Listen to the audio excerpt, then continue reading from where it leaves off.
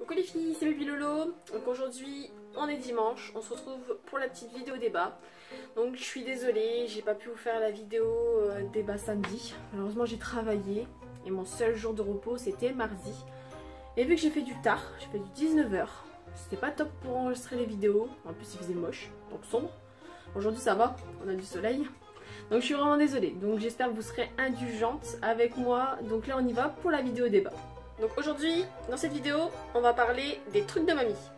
Donc les filles, je vous ai fait un petit top 10 des choses que les mamies nous disent par rapport à comment savoir le sexe du bébé, qu'est-ce qui est bien, pas bien de faire lorsqu'on est enceinte, ou encore les tests pipi maison.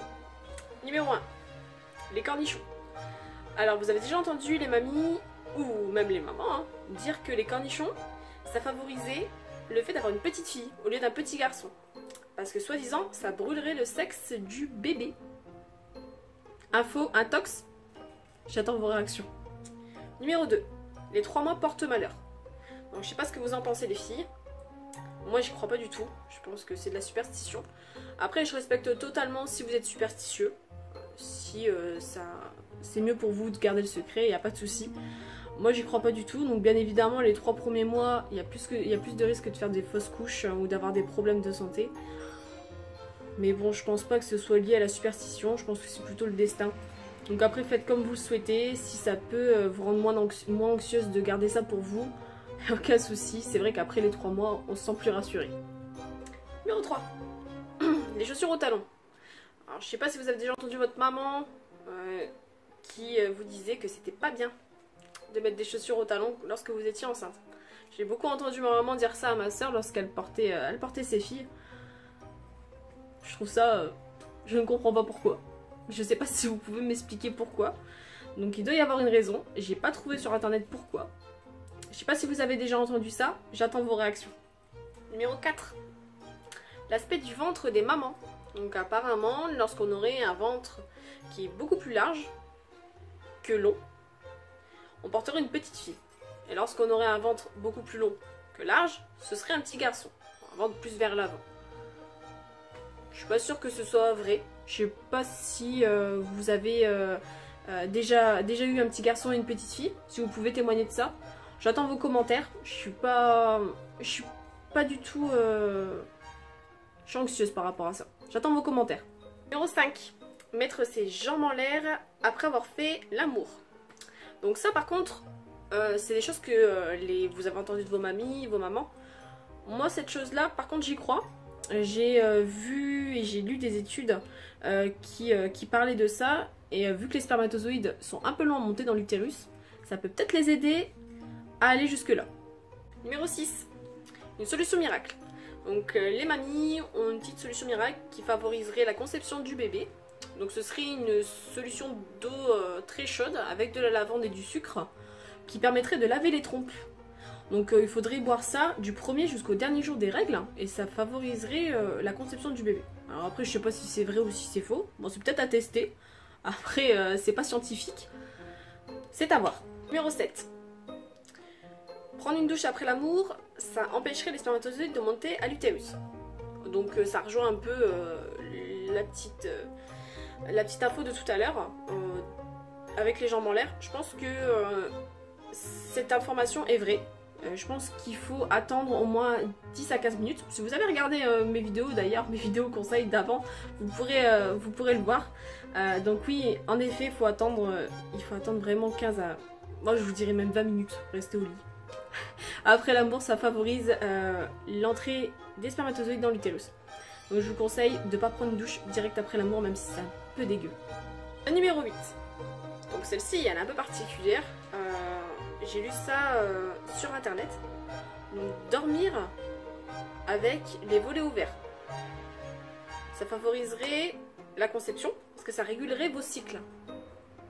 Donc je sais pas si c'est vrai, je sais pas si vous avez déjà entendu ça. Moi personnellement c'est la première fois que je l'entends. J'attends vos commentaires. Numéro 9.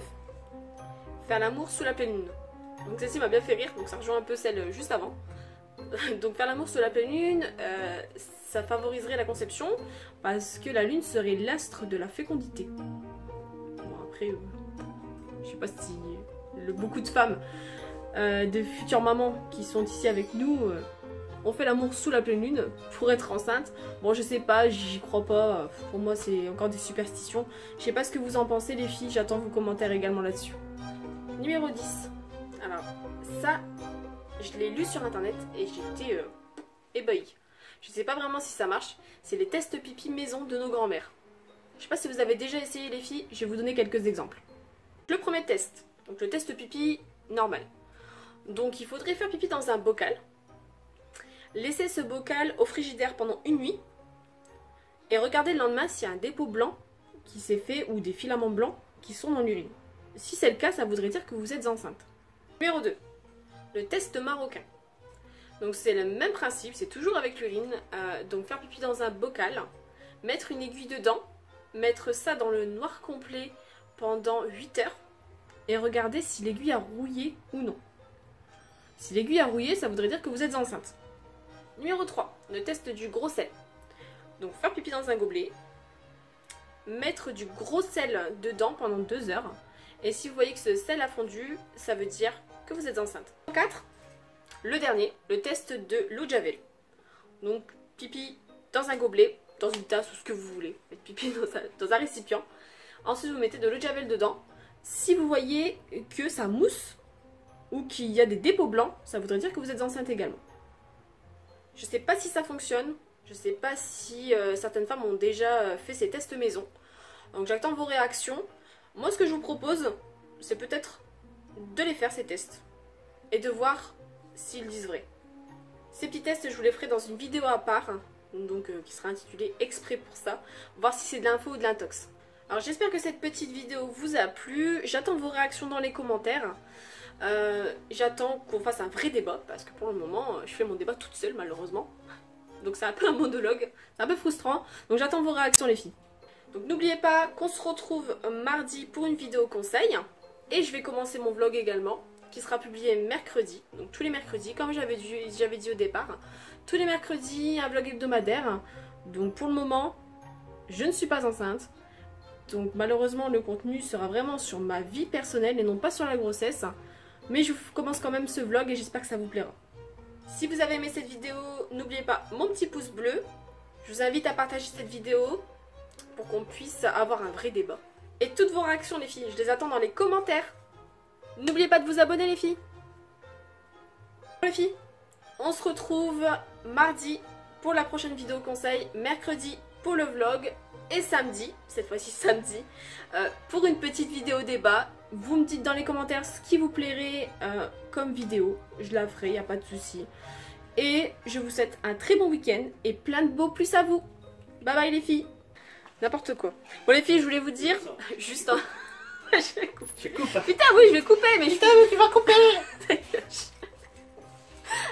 Bon les filles, je voulais juste vous dire avant de vous laisser, je suis désolée pour le cadre, malheureusement j'ai un appartement, j'ai que 2 pièces, donc c'est un peu compliqué, surtout que monsieur me prend toute la place dans le salon, donc je suis vraiment désolée. En tout cas, je vous dis à mardi.